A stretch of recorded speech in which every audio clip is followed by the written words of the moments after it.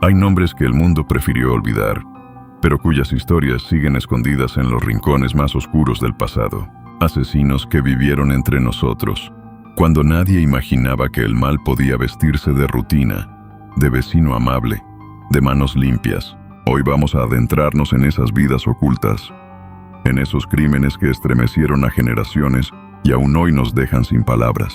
Antes de comenzar, te invito a suscribirte si te gusta este tipo de contenido. Deja tu me gusta si quieres que sigamos explorando estos casos. Y dime en los comentarios desde qué país y a qué hora estás escuchando este episodio. Ahora sí, vamos con los casos.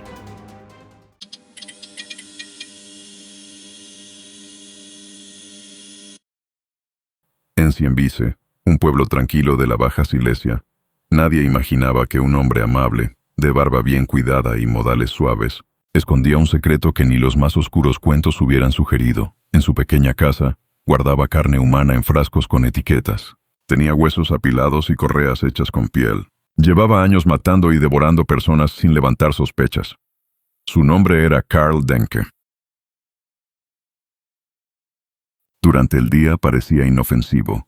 Llevaba su sombrero, caminaba despacio por la plaza, saludaba a todos con una sonrisa discreta. Rentaba una habitación, vendía productos caseros y ocasionalmente ayudaba en la iglesia local. Lo conocían como el buen tío Denke, pero en su casa, ese apodo se volvía una ironía. Allí, entre paredes húmedas y muebles viejos, llevaba un registro meticuloso de sus víctimas. Nombres, fechas, tallas. Anotaba todo en un cuaderno como si llevara la contabilidad de una tienda. Nadie prestaba atención a los hombres que llegaban a su puerta. Eran vagabundos, jornaleros, personas sin familia ni historia que desaparecían sin que nadie preguntara por ellos. Karl los invitaba a pasar, les ofrecía comida, a veces unas monedas. Luego, en algún punto de la noche, los asesinaba. El método era siempre rápido, un golpe certero en la cabeza. Luego colgaba los cuerpos en su cobertizo, los abría y comenzaba el trabajo. Separaba órganos, huesos, piel. Lo hacía todo sin apuro, como quien despieza un animal con años de práctica. Conservaba parte de la carne en vinagre, el resto la convertía en grasa, salchichas, jabón. En el mercado vendía algunos de estos productos. Nadie dudaba de su origen. Era un hombre reservado, sí, pero respetado. Incluso cuando los rumores aparecieron, que el cerdo que vendía tenía un sabor raro, que su ropa a veces tenía manchas oscuras, nadie se atrevió a pensar lo impensable. Todo empezó a desmoronarse una noche fría de diciembre. Un joven, desesperado por trabajo y comida, aceptó la invitación de Denke para dormir en su casa. Lo que ocurrió después fue distinto a otras veces. Esta vez, la víctima sobrevivió. Cuando el joven llegó sangrando a la comisaría, con el rostro lleno de miedo y una herida en la cabeza, los policías no supieron si creerle. Dijo que un viejo lo había atacado con un hacha sin previo aviso. Dijo que apenas pudo escapar. Fueron a buscar a Denke sin pensar demasiado. Al fin y al cabo, era un vecino conocido. Lo encontraron tranquilo, como siempre, en su casa. No opuso resistencia. Lo detuvieron, lo llevaron a la celda y le dijeron que esperara. Nadie imaginaba aún lo que iban a encontrar en esa casa. Los agentes regresaron a la casa de Karl Denke al día siguiente, sin esperar más que una inspección rutinaria. El joven que había escapado seguía repitiendo la historia, temblando, y su herida hablaba por sí sola. Pero cuando abrieron la puerta de aquella vivienda antigua, el aire que salió les hizo detenerse. Era un olor denso, húmedo, como si la carne y el vinagre hubieran convivido demasiado tiempo. El interior estaba limpio, pero no de la forma habitual. Era una limpieza meticulosa, casi quirúrgica. Todo estaba ordenado, demasiado. En una habitación encontraron frascos alineados con etiquetas escritas a mano: grasa, piel tratada, caldo. En otra, una mesa de carnicero con manchas secas y herramientas bien afiladas. Cuchillos de distintos tamaños, un serrucho, ganchos de hierro. Sobre una repisa, un libro abierto con anotaciones cuidadosas. Era un cuaderno con listas. Cada línea tenía una fecha, una inicial, una medida. Algunas entradas eran claras: M1, 75 metros 65 kg. Otras estaban marcadas con números. No tardaron en entender que aquello era un registro de víctimas. Al lado, un montón de papeles con recetas. no de cocina común. Recetas de conservación, proporciones de sal, tiempos de cocción. Pero lo más brutal estaba en un tonel de madera que descansaba en un rincón oscuro del cobertizo. Cuando lo abrieron, encontraron carne humana sumergida en un líquido espeso.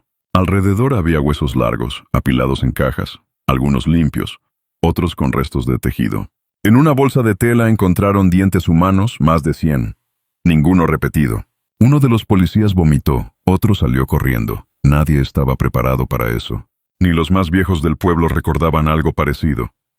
La idea de que ese hombre afable, que cantaba villancicos en Navidad, había estado matando personas durante años. Era demasiado. Cuando regresaron a la comisaría, Karl Denke ya no estaba vivo. Esa misma noche, usando un pañuelo y una barra de su abrigo, se había ahorcado en su celda. Lo encontraron al amanecer, colgado de los barrotes, con el rostro morado y los ojos cerrados. No dejó carta. No dijo una palabra. Se fue en silencio, como había vivido, pero dejó tras de sí un rompecabezas de horror. La policía, ya sin poder interrogarlo, tuvo que enfrentarse sola al archivo de su crueldad. Revisaron cada frasco, cada lista, cada resto humano con la esperanza de identificar a alguien, aunque fuese uno. No fue fácil. Las víctimas no tenían nombre, eran hombres olvidados, sin familia, sin registros. Solo quedaban sus huesos, y las palabras de Karl escritas con pulso firme, como si fueran simples cuentas de almacén. El pueblo de Sienby se quedó paralizado.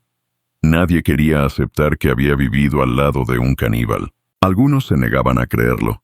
Otros recordaban los productos que compraron en su puesto y se enfermaban del estómago. La iglesia donde lo veían orar quedó vacía por semanas. Y su casa, esa casa silenciosa, empezó a ser evitada como si contagiara algo. Pero la historia no terminó con su muerte. El archivo que dejó era demasiado claro. El número final era 42 cuerpos. Tal vez más. Nadie supo con certeza cuántos desaparecieron entre 1909 y 1924, cuando Karl Denke mataba sin que nadie lo notara. Con el suicidio de Karl Denke, el peso de la verdad recayó enteramente sobre los objetos que dejó atrás. La policía selló la casa, pero el trabajo adentro parecía interminable. Cada cajón tenía una historia, cada herramienta una función específica. Lo que habían encontrado no era solo una escena del crimen. Era un taller meticulosamente diseñado para matar, desmembrar, procesar y, sobre todo, desaparecer. La carnicería había sido su rutina. Los restos humanos hallados no estaban almacenados al azar. Había carne seca colgada en cordeles, como embutidos. Frascos con trozos en salmuera, algunos rotulados como si fueran ingredientes comunes. En uno de los sótanos, detrás de un mueble, se encontró una trampa rudimentaria hecha con madera, diseñada para inmovilizar a alguien por los brazos y las piernas. Las marcas en el piso indicaban que había sido usada muchas veces. Karl Denke tenía todo calculado, el cuchillo correcto para cada tendón, el recipiente adecuado para cada parte del cuerpo. Usaba un calendario, registraba los días en que salía a buscar víctimas, anotaba cuánto pesaban, qué partes aprovechaba. No tiraba nada, incluso los huesos más pequeños estaban guardados en cajas por tamaño. Lo más espeluznante fue descubrir que gran parte de esa carne había sido vendida. Durante años, Denke se había ganado la vida vendiendo embutidos, guisos caseros y conservas. Iba de casa en casa, ofrecía productos hechos con amor, como decía. Nadie dudaba. Era un hombre piadoso, de modales suaves, respetado. Nunca faltaba a misa, cantaba en el coro, ayudaba a los vecinos. Por eso fue tan difícil de aceptar, porque detrás de esa fachada, durante más de 15 años, se había dedicado a cazar personas vulnerables. Jornaleros sin familia, vagabundos que pasaban por el pueblo, mendigos que dormían en estaciones o portales. Los invitaba a pasar la noche, les ofrecía comida, un techo, y luego los mataba. No con furia, no con prisas, lo hacía como quien corta leña, como parte de su rutina. Cada vez que aparecía un nuevo desaparecido en la región, nadie lo relacionaba con él. No había pruebas, no había ruido, nadie sospechaba. Sienbiche era un pueblo tranquilo. El tipo de lugar donde lo peor que podía pasar era una borrachera o una pelea de vecinos. Y sin embargo, durante más de una década, el horror más extremo estuvo ahí, en medio de todos. Los restos analizados confirmaron algo que el cuaderno ya sugería. Muchas de las víctimas fueron asesinadas de forma idéntica. Un golpe en la cabeza, seguido de cortes precisos. Algunas mostraban señales de haber sido inmovilizadas, otras, de haber sido mantenidas con vida por unas horas antes de morir. Ninguna escapó. Solo una, el joven que se salvó y denunció a Denke, logró romper esa cadena. Y fue por azar, un error de cálculo, un instante en el que Denke dudó. El caso causó conmoción en toda Alemania. No solo por la brutalidad, sino por la imposibilidad de imaginar que alguien así pudiera pasar desapercibido. Los diarios lo llamaron el caníbal de Cienvice, aunque nadie supo con certeza cuántas veces comió carne humana y cuántas simplemente la vendió. En cualquier caso, lo que descubrieron fue suficiente para estremecer incluso a los investigadores más duros. El miedo se extendió más allá del pueblo. Familias empezaron a revisar antiguos reportes de personas desaparecidas. Algunas viajaron hasta Cienvice con la esperanza de reconocer un objeto, una prenda, algo que confirmara lo que temían. Casi nunca lo lograban. Karl Denke se había encargado de borrar casi todos los rastros, pero había detalles que no pudo esconder. En el fondo de un armario, detrás de ropa vieja, encontraron una caja con fotografías. Retratos mal encuadrados, la mayoría en blanco y negro, mostrando hombres jóvenes, cansados, sucios. Algunos sonreían. Eran imágenes tomadas poco antes de morir. Denke había querido conservar sus rostros. No se sabe por qué. Tal vez por orgullo. Tal vez como trofeos. Lo cierto es que ninguna de esas fotos tenía nombre. Después del suicidio de Karl Denke, la policía de Cienvice tuvo que enfrentarse a algo más que un crimen. Lo que había dentro de esa casa no se parecía a nada que hubieran visto antes. Había cuadernos minuciosos con fechas, pesos, descripciones físicas de hombres que nadie había reclamado. En uno de los diarios, Denke incluso llevaba un registro preciso de cuántos kilos pesaban sus víctimas antes de desaparecer. El más ligero marcaba 60 kilos. El más pesado, 90, cada uno con una fecha, ningún nombre. Las autoridades tardaron días en recorrer cada rincón de su vivienda. No era una casa grande, pero lo que escondía no podía medirse por metros cuadrados. Detrás de un armario encontraron restos humanos. En frascos con salmuera había pedazos que no parecían provenir de un animal. En la cocina, herramientas de carnicería limpias, afiladas, ordenadas con un cuidado obsesivo. Había cuencos llenos de grasa solidificada, envases con lo que más tarde se confirmaría eran tejidos humanos conservados, y una olla aún tibia con un caldo espeso que nadie se animó a probar. Los forenses, con los métodos precarios de la época, determinaron que muchos de esos restos eran de personas distintas. Algunos huesos mostraban marcas de haber sido hervidos, otros cortados con precisión. Denke no improvisaba, lo hacía con técnica, con experiencia. Y no parecía hacerlo por necesidad. Vivía modestamente, sí, pero no estaba al borde de la miseria. Tenía dinero guardado, alquilaba habitaciones y la gente le prestaba dinero confiando en él.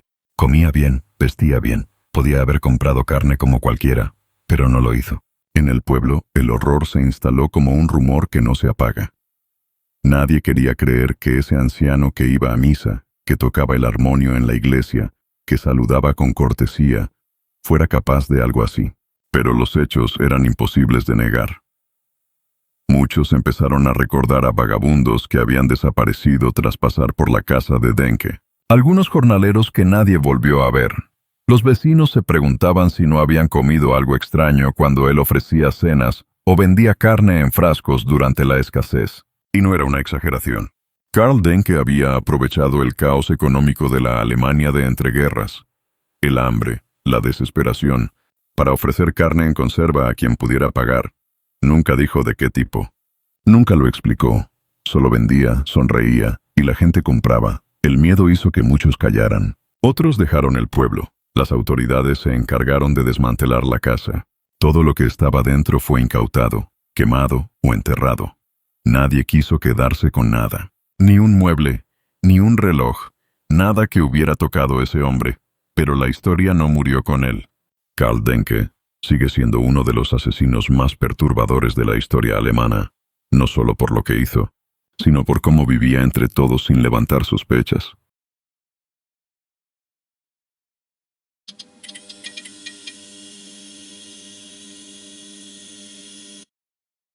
Encontraron el cráneo flotando en el leine. Tenía un tajo limpio en la base, como hecho con precisión. Y no fue el único. En pocos meses, aparecieron tantos restos humanos en las aguas del río que los niños dejaron de jugar cerca de la orilla. Primero fue un pie, luego un torso, más adelante una pila de huesos pelados. La ciudad de Hannover, en pleno corazón de Alemania, empezó a respirar miedo. El rumor crecía. Alguien estaba matando y lo hacía con una crueldad metódica. A veces los cuerpos ni siquiera estaban completos. Parecían haber sido desarmados, despiezados como animales. El asesino tenía nombre, pero aún nadie lo sabía. Ese nombre era Friedrich Hartmann. En 1918, Alemania estaba en ruinas. La Primera Guerra Mundial había dejado cicatrices en los cuerpos y en la mente de todos. La pobreza era profunda, el hambre real. Las estaciones de tren estaban repletas de jóvenes que vagaban de ciudad en ciudad buscando pan, trabajo o simplemente un sitio donde no morirse de frío. Muchos no encontraban nada. Hannover no era la excepción. Y allí, entre los escombros de una nación vencida, vivía un hombre que supo ver en ese caos su oportunidad. Friedrich Hartmann era carismático. Tenía una presencia imponente, un tono de voz grave, casi hipnótico. Se movía por la ciudad con seguridad, como si le perteneciera. Había sido arrestado antes, por robo, por conducta sexual inapropiada, por vagancia. Pero siempre volvía a las calles. Algunos decían que tenía contactos con la policía, otros decían que era informante. Lo cierto es que Hartmann conocía bien el sistema, sabía cómo burlarlo, y lo usaba para esconder lo que realmente era. Vivía en una pequeña habitación en la calle Rote Reye, una zona pobre, llena de inquilinos sin futuro. Allí llevaba a los chicos que encontraba en la estación central. La mayoría eran jóvenes de entre 13 y 20 años, escapados de casa o perdidos en la miseria. Les ofrecía refugio, algo caliente para comer, a veces ropa limpia. Muchos aceptaban. Y de esos, nadie volvía a ser visto. Nadie sospechaba de Hartmann al principio. Tenía una relación ambigua con la policía. Colaboraba en arrestos menores y entregaba ladrones de poca monta. A veces patrullaba con ellos. Esa cercanía le daba poder. Y mientras todos miraban hacia otro lado, él seguía cazando. Siempre en la estación, siempre a solas. Durante años, los reportes de desapariciones se fueron apilando, pero las autoridades no lograban conectar los casos. Cada joven parecía haberse esfumado por su cuenta. En una ciudad marcada por la desesperación, nadie se sorprendía demasiado, hasta que el río habló. Los restos comenzaron a aparecer con mayor frecuencia a mediados de 1923, en bolsas de arpillera, flotando entre ramas, atascados bajo los puentes. Algunos estaban tan destrozados que resultaban irreconocibles. Otros parecían haber sido hervidos, como si alguien intentara borrar toda huella. El miedo se volvió concreto. Hannover ya no hablaba de accidentes o robos. Hablaba de un monstruo. Fue un muchacho de nombre Robert Witzel quien encendió las alarmas. Su madre denunció su desaparición con insistencia. Había salido de casa para visitar a un amigo y nunca volvió. La policía tomó nota, pero no se movió hasta que alguien más lo hizo por ellos. Un joven llamado Hans Granz. Granz era un personaje escurridizo. Vivía de lo que podía y conocía a Hartmann desde hacía años. Algunos decían que eran amantes, otros que eran socios. Él hablaba mucho, quizás demasiado. Y cuando empezó a contar cosas sobre las noches en la Rote Reye, alguien finalmente escuchó. Entonces el cerco comenzó a cerrarse. La habitación de Hartmann era pequeña. Tenía una cama individual, una mesa de madera vieja, una estufa que siempre parecía estar encendida. Las paredes estaban manchadas de humedad y olían a grasa rancia. Nadie imaginaba que allí, en ese espacio mínimo, habían muerto decenas de muchachos. Cuando la policía entró por primera vez, no encontró cuerpos, pero algo no estaba bien. Las tablas del suelo habían sido lavadas con lejía. Las grietas de la pared tenían restos oscuros. El colchón estaba lleno de manchas. Y sobre todo, el silencio del lugar era extraño, como si cada objeto supiera lo que había ocurrido. Los agentes no tenían pruebas, pero algo en Hartmann los inquietó. Su actitud era demasiado tranquila. Colaboraba, sonreía, incluso bromeaba. Les ofrecía café. Cuando le preguntaron por los chicos desaparecidos, negó conocerlos. pero luego mencionó detalles que no estaban en los informes. Dijo que uno de ellos era rubio, delgado, que usaba una bufanda azul. Nadie se lo había dicho. Los oficiales tomaron nota y se fueron. Volverían con una orden de registro más exhaustiva, y esta vez mirarían bajo el suelo. Mientras tanto, los rumores sobre Harman ya se esparcían entre los vecinos. Algunos decían haber escuchado gritos por las noches. Otros recordaban el extraño olor que salía por la ventana en invierno, cuando el vapor de la estufa se mezclaba con el humo de algo más espeso. Una mujer juró haber visto a Harman tirar bolsas pesadas al río al amanecer. Todos hablaban, pero nadie decía nada en voz alta. Tal vez por miedo. Tal vez porque, en el fondo, sabían que lo que estaba ocurriendo era más monstruoso de lo que podían asumir. El segundo registro fue más riguroso. Esta vez llevaron perros, herramientas, peritos. Encontraron pequeños fragmentos de hueso entre las rendijas del suelo, trozos diminutos, pero humanos. El análisis fue claro. Eran restos de cráneo, de costillas, de fémures. Las marcas mostraban cortes limpios, como hechos por alguien que sabía dónde cortar. En la despensa, hallaron prendas de ropa de diferentes tamaños. Algunas llevaban iniciales bordadas, y en una caja metálica, envuelta en trapos viejos, encontraron dientes. Docenas, aún con raíces. Cada uno era un silencio que comenzaba a hablar. Harman fue arrestado sin resistencia. Caminó hacia la patrulla como si ya lo supiera. Al llegar a la comisaría, pidió tabaco. Luego, sin que nadie se lo exigiera, comenzó a hablar. Primero lento, luego con detalle. Describió cómo elegía a sus víctimas, cómo las llevaba a su cuarto, cómo las besaba, las abrazaba, les prometía un refugio, y cómo, en la oscuridad, les hundía los dientes en la garganta. Sí, les mordía el cuello. Decía que era un momento de placer absoluto, que en ese instante se sentía poseído, que no podía detenerse. La confesión fue extensa. A veces hablaba como si contara un recuerdo de infancia. Otras, como si estuviera repitiendo una historia ajena. Decía que no recordaba todos los nombres, que los cuerpos los desmembraba con cuchillo de carnicero, que la carne la envolvía en papel y que muchas veces la vendía en el mercado negro, como carne de cerdo. No era solo un asesino, era alguien que había hecho del horror una rutina. Las autoridades no estaban preparadas para lo que Harman empezó a revelar. Su confesión no era un relato lineal, era un caos. Mezclaba fechas, confundía nombres, saltaba de una víctima a otra como si hablara de cosas sin peso. Pero lo que decía coincidía con muchas de las desapariciones registradas en Hanover entre 1919 y 1924. Cuando se le pedía más precisión, respondía con calma que no podía recordar tanto, que eran demasiados, que después del tercero todos se le mezclaban. Dijo que mató al menos a 24. Los investigadores creyeron que el número era mucho mayor. Algunos testigos recordaban haber visto entrar hasta 2 chicos por noche a la habitación de la Rote Reye. Casi nadie los veía salir. Otros aseguraban que Harman repartía paquetes envueltos en papel manchado a clientes fijos, gente que nunca sospechó lo que estaba comprando. No había forma de saber con exactitud cuántos cuerpos fueron trozados allí dentro. Durante los interrogatorios, Harman hablaba con un tono casi didáctico.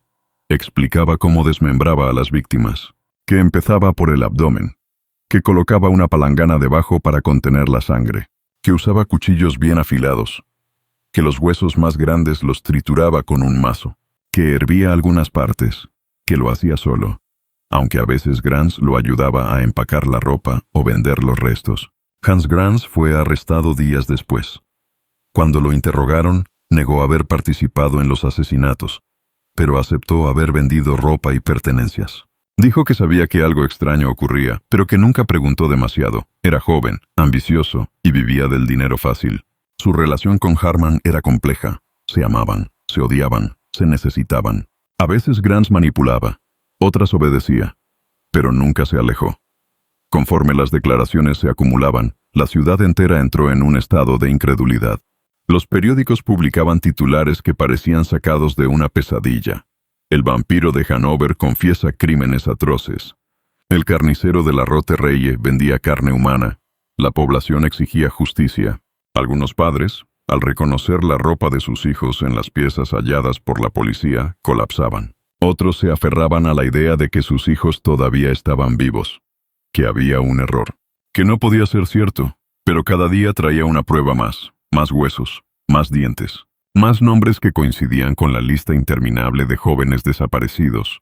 El juicio de Harman comenzó el 4 de diciembre de 1924, en un tribunal que no daba abasto con la cantidad de testigos y pruebas. El salón estaba abarrotado de periodistas. No había espacio para todos los familiares. Algunos debían esperar afuera, en el frío, con la esperanza de escuchar siquiera una palabra sobre sus hijos. Harman se presentó impecable. Llevaba el cabello peinado, el bigote recortado, la ropa planchada. Saludaba con cortesía. Hablaba con soltura. En ningún momento pareció comprender la magnitud del horror que había causado. Ante los jueces, repitió su confesión sin emoción. Describió los crímenes con precisión quirúrgica. No pedía perdón. No buscaba clemencia. A veces, incluso bromeaba. Contó cómo dormía junto a los cuerpos unas horas antes de empezar a cortarlos, que escuchaba la radio mientras trabajaba, que envolvía los paquetes con cuidado para que no gotearan, que vendía parte de la carne a desconocidos, parte a clientes fijos, que algunos sabían que no era cerdo. El tribunal escuchaba en silencio. Algunos anotaban. Otros simplemente miraban a Harman con un desconcierto que rozaba el miedo. Había algo desconcertante en su manera de hablar, como si todo lo contado no le perteneciera, como si los asesinatos hubieran ocurrido en una historia ajena. Los forenses confirmaron que los restos hallados en el río, en la habitación y en los terrenos baldíos coincidían con al menos 24 jóvenes desaparecidos. Pero también dijeron algo más. Muchos huesos tenían marcas de dientes humanos. Esa revelación sacudió incluso a los más incrédulos. Harman no solo mataba y descuartizaba, mordía, masticaba. En su confesión ya lo había insinuado, pero pocos creyeron que fuera literal. Ahora lo sabían. El apodo que antes parecía un invento de la prensa, el vampiro de Hanover, se volvía exacto. Los psicólogos que lo evaluaron no lograron un diagnóstico unánime. Algunos lo consideraban loco, otros simplemente perverso, pero todos coincidieron en algo. No mostraba remordimiento. Nunca habló de las víctimas con pena. Nunca se refirió a ellas por su nombre.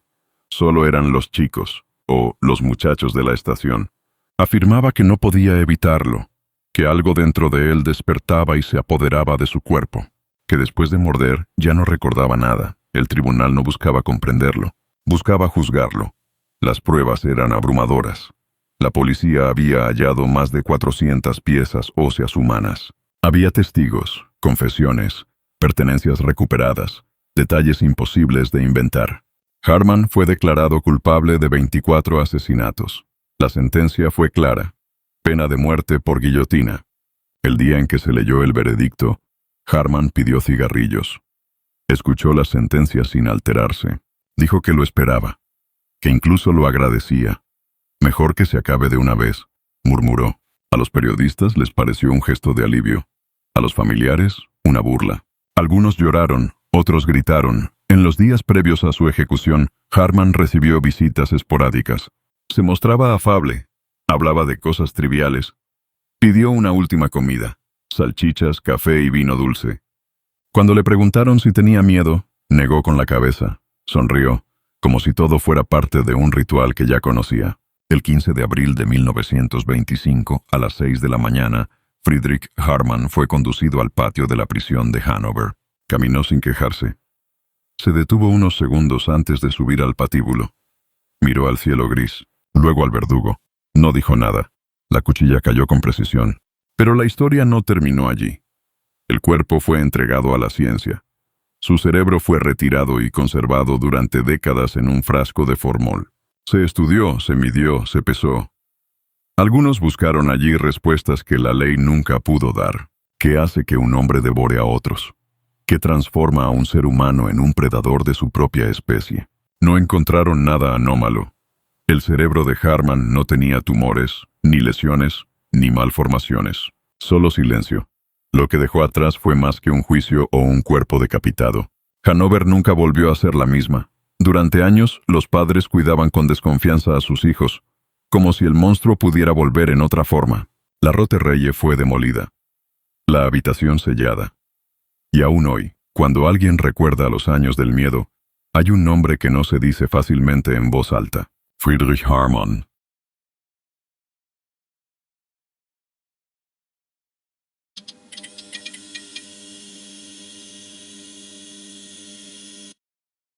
El cuerpo de Mary Fagan fue hallado en un sótano oscuro, con la falda levantada, los labios hinchados y una soga hundida en el cuello. Tenía apenas 13 años.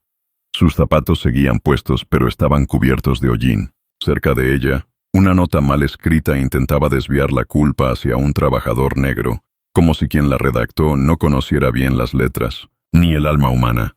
El crimen fue brutal, pero lo que vendría después lo sería aún más, porque este asesinato no solo marcó la muerte de una niña, sino el inicio de uno de los juicios más controversiales y cargados de odio en la historia de Estados Unidos. El acusado, Leo Max Frank. Todo comenzó un sábado, el 26 de abril de 1913, en Atlanta, Georgia. Era el Día de los Confederados, y aunque la ciudad estaba sumida en los festejos, en la fábrica National Pencil Company se trabajaba a media máquina. Mary Fagan llegó temprano esa mañana para cobrar el salario de la semana, $1.20. Solo necesitaba pasar por la oficina del supervisor, recoger su paga y volver a casa. Pero nunca volvió. Leo Frank era el superintendente de la fábrica, un hombre reservado, educado en ingeniería en Cornell, de origen judío y nacido en Texas. Vivía con su esposa Lucille en un vecindario acomodado y dirigía la planta con meticulosidad, manteniendo cierta distancia con los trabajadores. Para muchos empleados era un jefe rígido, distante, pero no necesariamente cruel. La mañana del crimen, Frank firmó el recibo de pago de Mary a las 12:05 del mediodía. Fue la última persona confirmada en verla con vida. Cuando los padres de Mary comenzaron a preocuparse por su ausencia, la búsqueda fue inmediata. En la madrugada del domingo, el vigilante nocturno, Newt Lee, descubrió el cadáver al fondo del sótano. El cuerpo estaba sucio, golpeado, un zapato estaba cerca del pie, el otro más lejos. El cuello mostraba marcas de estrangulamiento y el rostro, moretones. Pero lo que más llamó la atención fueron dos pequeñas notas arrugadas, escritas a lápiz, colocadas junto a ella. Una de ellas decía que una persona negra, grande y fuerte, lo había hecho, firmada con el nombre de un hombre que ni siquiera sabía escribir. La policía llegó al lugar y arrestó de inmediato a Newt Lee, el vigilante. Era negro, y en esa época, eso bastaba. Pero algo en su comportamiento no les cerraba. Fue él mismo quien hizo la llamada a la policía, y al ser interrogado, no cayó en contradicciones. Luego los detectives comenzaron a reconstruir el trayecto de Mary aquel día, y todos los caminos llevaban al despacho del superintendente. Leo Frank fue llamado a declarar como testigo. Acudió a la estación de policía vestido de manera impecable. No parecía nervioso, pero los oficiales notaron su incomodidad cuando se le pidió que identificara el cuerpo. Vaciló al mirar el cadáver, como si el rostro desfigurado de Mary le resultara irreconocible. Dijo que la había visto ese sábado solo unos minutos y que después no supo más de ella. La declaración, aunque correcta, dejó una sombra. Mientras tanto, la prensa alimentaba el morbo. La figura de Leo Frank comenzó a volverse turbia a los ojos del público. Los rumores crecían. Se decía que acosaba a las jóvenes trabajadoras, que tenía actitudes extrañas, que se quedaba hasta tarde en la oficina sin razón. No había pruebas, solo habladurías. Pero en una ciudad cargada de tensiones raciales, resentimientos económicos y prejuicios religiosos, eso bastaba. Cuando la policía detuvo a otro sospechoso, Jim Conley, un obrero afroamericano que trabajaba como conserje en la fábrica, todo cambió. Al principio, Conley negó saber algo. Luego dijo que ayudó a esconder el cuerpo. Después, afirmó que Leo Frank lo había mandado a hacerlo. Su testimonio fue inconsistente, lleno de vacíos y versiones contradictorias. Pero una cosa quedó clara: Conley sabía demasiado. Y así, de testigo a cómplice, y de cómplice a presunto instrumento del crimen, Jim Conley se convirtió en la pieza clave del caso. Sostenía que Frank había matado a la niña y luego lo había llamado para deshacerse del cadáver. El relato era escalofriante, pero algo no encajaba. ¿Por qué confiar en un hombre con antecedentes por robo, que había mentido varias veces en su declaración? La ciudad entera parecía haber tomado partido. Afuera del juzgado, la gente gritaba: «¡Cuelguen al judío!». No importaban las pruebas, ni los vacíos en los testimonios, ni los errores del proceso. Importaba que un hombre educado, del norte, de piel clara y apellido extranjero, era acusado de matar a una niña sureña. El 28 de julio de 1913 comenzó el juicio. El calor en Atlanta era sofocante, y dentro del tribunal, el ambiente era aún más espeso. Y en el banquillo de los acusados, con la mirada baja, estaba Leo Max Frank. El juicio de Leo Frank se convirtió en un espectáculo, no solo por la presencia de periodistas en cada rincón del tribunal, sino por la forma en que las emociones desplazaron a la razón. El salón estaba repleto cada día. Mujeres vestidas de luto por Mary Fagan, hombres con sombreros aplastados entre las manos, vecinos que jamás habían cruzado palabra con Leo, pero ya sabían que era culpable. El fiscal Hugh Dorsey no tardó en encender el ánimo del jurado. Era carismático, teatral, sabía manejar la indignación como una cuerda tensa. Según él, Frank no solo había asesinado a la niña, también había intentado abusar de ella, y cuando ella se resistió, la mató. Esa fue la teoría. No tenía testigos que hubieran presenciado el crimen. No había sangre en la oficina de Frank. No había huellas que lo vincularan físicamente, pero tenía algo más poderoso: a Jim Conley. El testimonio de Conley duró días. Subió al estrado con voz firme, como si repitiera una historia que alguien le hubiese grabado palabra por palabra. Dijo que el día del crimen estaba en el edificio, escondido, como solía hacerlo por orden de Frank, para ayudarlo a encubrir visitas privadas con algunas empleadas. Afirmó que Frank lo había llamado, nervioso, temblando, con el cuerpo de Mary ya sin vida, que juntos la envolvieron, la llevaron al sótano por el montacargas, y que fue él quien escribió las notas, por pedido de su jefe. La historia era inverosímil por momentos, pero no importó. Cada frase que señalaba a Frank provocaba murmullos en el público. El abogado defensor, Luther Rosser, intentó desmontar el relato, presionando a Conley, haciéndolo tropezar en los detalles. Le preguntó cómo podía haber cargado solo con un cuerpo sin dejar marcas. ¿Por qué no contó todo desde el inicio? ¿Por qué dijo que Frank lo obligó a escribir notas si supuestamente Frank era quien había matado a la niña y lo tenía en sus manos? Pero Conley se mantuvo firme, como si lo hubieran preparado para cada ataque. Los testigos de la defensa intentaron salvar a Frank. Dijeron que jamás lo vieron tener conductas indebidas, que no tenía el carácter de un agresor, que era meticuloso, sí, pero jamás cruel, que aquella tarde había atendido a varios empleados, recibido visitas, y que su horario no dejaba espacio para un crimen. Una de las empleadas incluso juró que lo vio después del mediodía, cuando Mary ya debía estar muerta según la acusación. Pero sus palabras se perdieron entre el ruido de las sospechas. La esposa de Frank, Lucille, fue uno de los rostros más constantes en la sala. Se sentaba recta, silenciosa, con el rostro tenso. Jamás dejó de asistir ni de sostener la inocencia de su marido. A pesar de la presión, del rechazo social y del temor por lo que podía venir, nunca vaciló. El abogado Rosser cerró la defensa con un discurso contenido pero firme. Habló de prejuicios, de lógica, de las inconsistencias de Conley, de cómo el caso se había transformado en una cruzada emocional sin base real, de que la justicia no podía fundarse en el miedo ni en la rabia. Pero para entonces, la decisión ya parecía tomada. El jurado deliberó por apenas 4 horas. Al volver, entregaron el veredicto. Culpable, Leo Max Frank fue condenado a muerte. Cuando se leyó la sentencia, Frank apenas reaccionó. Cerró los ojos y bajó la cabeza. No gritó, no se quebró, solo murmuró algo en voz baja que ni su abogado alcanzó a oír. Desde el fondo del tribunal, alguien aplaudió. Otro gritó. El juez golpeó la mesa con furia. La multitud en las afueras se agolpó contra las ventanas. Para muchos, la justicia se había cumplido. Para otros apenas había comenzado una tragedia. Pero la historia no terminó allí, porque lo que siguió fue una batalla silenciosa, pero feroz, que se extendió por meses. Una lucha por revertir una condena marcada por el antisemitismo, la presión pública y un juicio donde la verdad fue la primera víctima. Frank fue enviado a la prisión estatal de Milledgeville, mientras su equipo apelaba la sentencia. Las peticiones de clemencia se multiplicaron.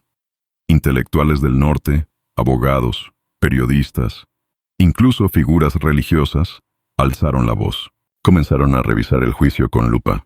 Las contradicciones de Conley, la falta de pruebas físicas, los testimonios ignorados. Poco a poco, la opinión pública empezó a fracturarse.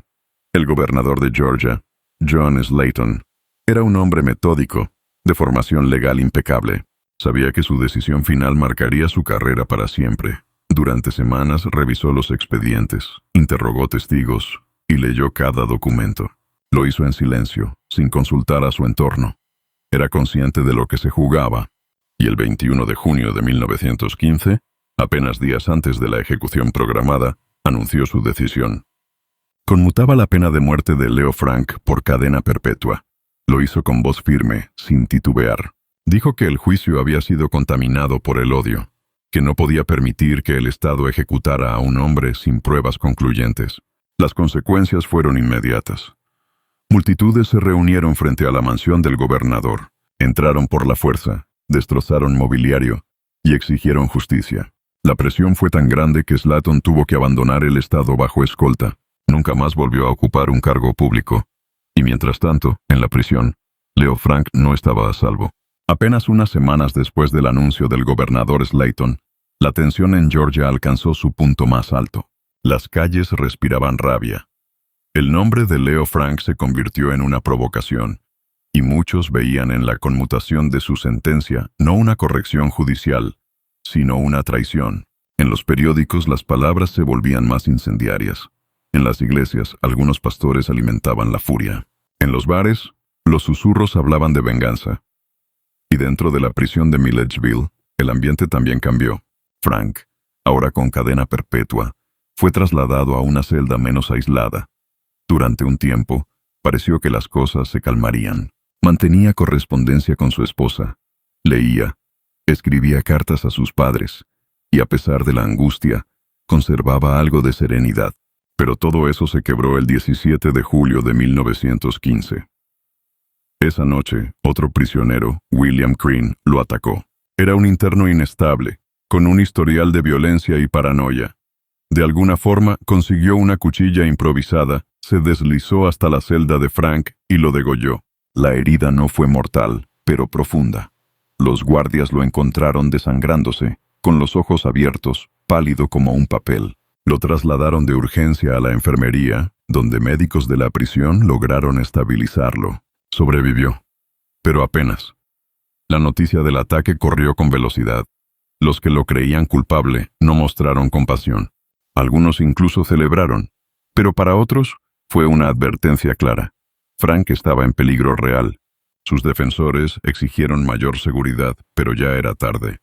La prisión se había vuelto un polvorín. Un grupo comenzó a reunirse en secreto. Lo componían hombres de buena posición social, abogados, empresarios, veteranos de guerra. Muchos eran padres. Todos decían buscar justicia por Mary Fagan. Se hacían llamar los Caballeros de Mary. Tenían un objetivo claro: hacer lo que, según ellos, el sistema había sido incapaz de cumplir. La madrugada del 16 de agosto de 1915, este grupo ejecutó su plan. Irrumpieron en la prisión de Milledgeville con precisión militar. Habían cortado las líneas telefónicas, conocían los horarios, sabían qué vigilantes eran más vulnerables. Entraron sin disparar un solo tiro. Amordazaron a los guardias. Tomaron a Leo Frank de su cama, aún convaleciente, y lo sacaron del penal en una caravana silenciosa. Lo llevaron por caminos secundarios a lo largo de más de 200 kilómetros, hasta llegar a un bosque en las afueras de Marietta, el pueblo natal de Mary Fagan. Allí, al amanecer, colgaron a Leo Frank de la rama de un roble. No hubo juicio, ni defensa, ni apelación. Solo una soga, un árbol y una foto que alguien tomó antes de marcharse. La imagen recorrió el país. El cuerpo de Frank, inerte, colgando del cuello, con los pantalones arrugados y los pies descalzos. Fue publicada en diarios, reproducida como postal, convertida en advertencia. En Marietta, algunos habitantes se llevaron trozos de cuerda como recuerdo, otros posaron para fotos junto al árbol. No hubo arrestos. Ninguna condena. Los nombres de los responsables eran conocidos por muchos, pero el silencio los protegió. La familia de Frank recibió la noticia en Atlanta. Lucille se encerró por días. No hubo funeral público. El cuerpo fue llevado al norte, a Brooklyn, donde fue enterrado en una ceremonia discreta. Su tumba al principio no tenía nombre. Pasaron los años. Y con ellos, lentamente, comenzaron a surgir las dudas. Algunas personas, que antes callaban, empezaron a hablar. Un reportero retirado confesó haber visto cómo se manipulaban los testimonios. Un miembro del jurado reveló presiones durante las deliberaciones. Hasta que en 1982, Alonzo Mann, quien en 1913 era un joven ayudante de oficina en la fábrica, rompió su silencio. Tenía 83 años cuando declaró públicamente que había visto a Jim Conley cargar el cuerpo de Mary Fagan, solo, por el pasillo de la planta. Que cuando intentó contarlo, su madre le rogó que callara, por miedo. Que durante décadas vivió con la culpa. Su testimonio no podía alterar el veredicto original, pero cambió el relato. En 1986, más de 70 años después de su ejecución, Leo Frank fue exonerado de forma póstuma por el estado de Georgia.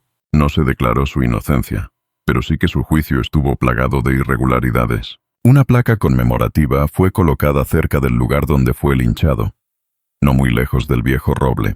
La historia de Leo Frank no es solo la de un crimen sin justicia. Es la de un país atrapado entre sus prejuicios, sus miedos y sus heridas más profundas. Es la historia de cómo una niña muerta, un juicio lleno de odio y una soga colgada de un árbol marcaron para siempre el rostro de una nación.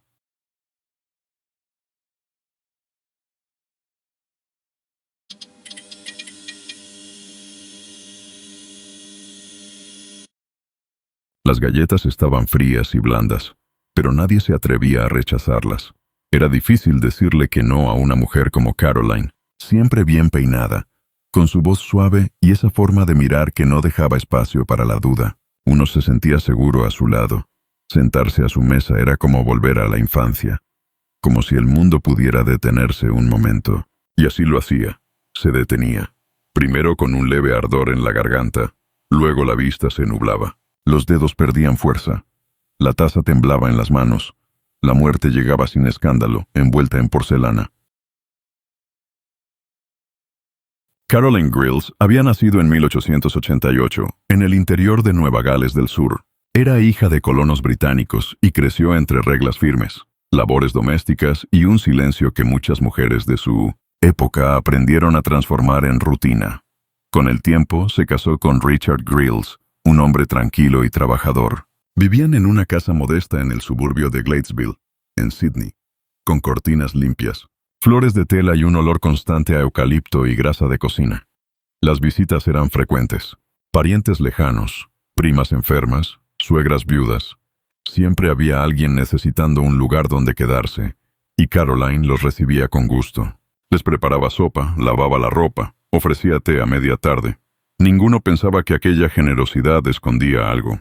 Los cuerpos, sin embargo, empezaron a rendirse. Lentos, discretos, uno tras otro. En 1947 murió su suegra, Mary Grills.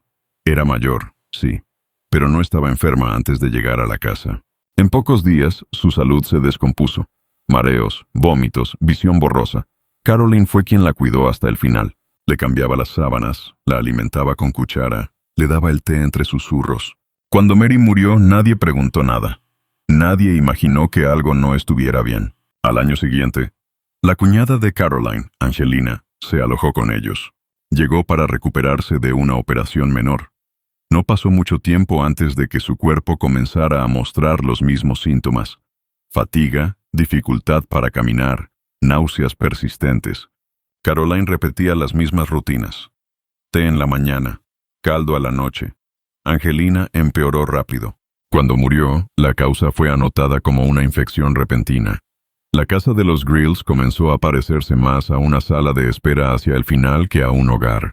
Pero entonces, el patrón cambió. Porque en 1953, dos de sus parientes no murieron. Sobrevivieron. Janet Thomas y su esposo, Fred. Ambos empezaron a enfermar de forma casi idéntica después de compartir varias comidas con Caroline. La diferencia fue que, esta vez, alguien prestó atención. Janet, entre espasmos y ceguera parcial, alcanzó a decirle a su hija que todo había empezado tras una taza de té. La policía fue notificada, sin escándalos, sin anuncios, solo vigilancia silenciosa y paciencia. La siguiente vez que Caroline los visitó, trajeron una lata de té y galletas que dejó en la cocina. Era su gesto habitual. La analizaron. Tenía arsénico. La detuvieron en la puerta de su casa. No se resistió. En su bolso encontraron un frasco pequeño, de vidrio, envuelto en una media. Nadie necesitó más pruebas. Caroline sonrió cuando se la llevaron. En comisaría, no alzó la voz ni preguntó por qué estaba allí. Respondía con cortesía, como si la hubieran detenido por error. El oficial a cargo, acostumbrado a reacciones nerviosas o defensivas, se encontró con una mujer que hablaba del clima, del tren que había tomado esa mañana, del precio de la manteca. No parecía preocupada, ni siquiera cuando el frasco fue abierto frente a ella. El polvo era fino, de color blanco apagado. El análisis fue inmediato, arsénico puro. Se había disuelto en las galletas, en el azúcar, incluso en la lata de té que había dejado en casa de Janet. Todo estaba contaminado, y todo había salido de las manos de Caroline. Cuando los investigadores revisaron su historial familiar, las muertes empezaron a alinearse con una precisión inquietante. Entre 1947 y 1953, 5 personas cercanas a ella habían muerto o enfermado con síntomas similares. No había armas, no había violencia visible, solo cuerpos que se debilitaban desde adentro, uno a uno, bajo el mismo techo. El caso creció rápido. Los periódicos de Sydney la bautizaron la asesina del té, y después, con ese tono burlón que a veces se filtra en el horror, empezaron a llamarla simplemente Tía Carrie. Las fotos que circularon eran antiguas. La mostraban con peinados clásicos, gafas redondas y una expresión casi amable. Eso fue lo que más desconcertó al público. Su rostro no encajaba con la idea del mal. No había sombra, ni rictus. Parecía cualquier abuela australiana, de esas que dan caramelos y regalan bufandas tejidas. Mientras tanto, en su casa, la policía encontró más restos, una caja de galletas sin abrir que contenía la misma sustancia, frascos con etiquetas borradas y libros de cocina abiertos en recetas de postres. Todo seguía igual de ordenado. Ni un indicio de arrepentimiento, ni una nota. Caroline fue llevada a juicio en octubre de 1953. Entró a la sala vestida con un traje oscuro y el cabello bien peinado, como si fuera a un té formal. No pidió declarar. No lloró. No miró al jurado. Se sentó en silencio, con las manos juntas sobre las rodillas. La fiscalía no necesitó teorías. Presentó hechos. 3 personas enfermas, 2 muertas. Todas relacionadas con Caroline. Todas envenenadas. Todos los rastros apuntaban al mismo veneno, repetido con método. En la audiencia se expusieron también los testimonios médicos. Ojos nublados, pérdida de fuerza muscular, desorientación. El arsénico no mata de inmediato, pero corroe los nervios, apaga el cuerpo desde dentro. El sufrimiento es lento y limpio, sin marcas exteriores, exactamente como a ella le gustaba. Durante el juicio, una de las víctimas sobrevivientes, Janet, fue llamada a testificar. Caminó con dificultad. Tenía secuelas permanentes. Su vista nunca se recuperó del todo. Cuando la señalaron, dijo su nombre con voz firme. Caroline Grills me envenenó. En la sala hubo un silencio que pesó como piedra. Caroline la miró apenas un segundo y luego bajó los ojos. Nunca dijo una palabra en su defensa. El juicio duró poco más de una semana. El jurado deliberó durante 45 minutos. Culpable. La sentencia fue cadena perpetua. Caroline escuchó el veredicto sin pestañear. Agradeció al juez con un leve movimiento de cabeza, y se la llevaron. La prisión no la cambió. Desde el primer día, Caroline se adaptó como si hubiera vivido allí toda su vida. Recibía su desayuno a las 6 en punto. Hacía su cama con precisión y mantenía su celda limpia, casi como si fuera una habitación de pensión. No se quejaba del uniforme, ni del clima, ni del silencio. Conversaba con algunas guardias, compartía consejos de cocina y hasta se ofrecía a remendar la ropa de otras reclusas. Nunca habló de las muertes. Nunca preguntó por su familia. En Long Bay, donde fue encerrada, la llamaban Granny Grills. La mayoría de las internas más jóvenes no creían que esa mujer callada, con su andar lento y sus lentes gruesos, fuera capaz de matar. Pero las que llevaban más tiempo, las que observaban sin hablar, evitaban su mesa en el comedor.